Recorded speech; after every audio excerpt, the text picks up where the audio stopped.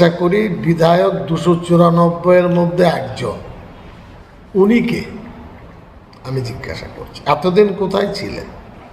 নাগরিক হিসাবে একটা চিঠি দিয়েছেন এয়ারপোর্টে, আমি তপন শিকদারের আপনজন, আমি উন্নয়ন করতে চাই।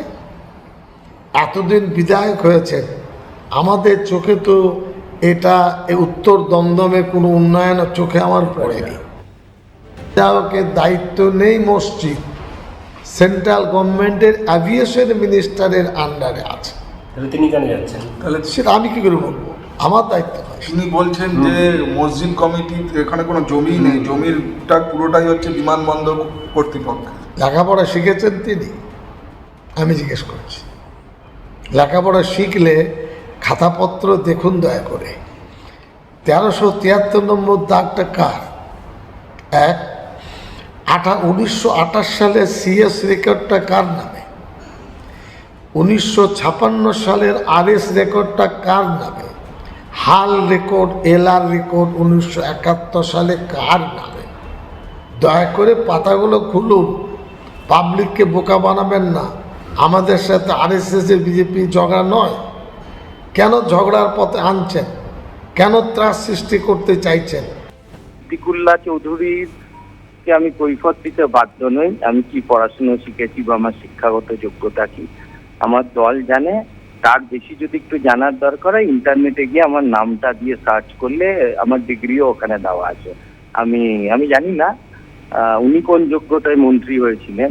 সাদা দাড়ি রেখে মাথায় টুপি পরলেই তো আগের সরকারে মন্ত্রী হওয়া যেত। But coming to the point, আমি এসব বলে কথা নষ্ট করতে চাই না। এয়ারপোর্টের ব্যাপারে আমি কোনো মন্তব্য 100 বার করতে পারি, কারণ আমি পশ্চিমবঙ্গের একজন নাগরিক।